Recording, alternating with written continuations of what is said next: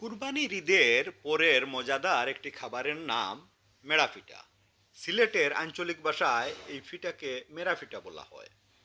চালের গুঁড়ি দিয়ে এই পিঠা তৈরি হয়। এই পিঠা দিয়ে গরুর গোশত খেতে খুব মজা। এই পিঠা তৈরি করা হয় চালের গুঁড়ি দিয়ে। এই পিঠার মধ্যে দেখুন এগুলো সাদা রঙের পিঠা, অর্থাৎ নিট চালের গুঁড়ো দিয়ে তৈরি করা হয়েছে। এই পিঠেগুলোর মধ্যে চালের গুঁড়োর সাথে নসিলা দিয়ে তৈরি করা হয়েছে, তাই দেখতে খয়েরি। এই দুটো পিঠেই খেতে খুবই মজাদার।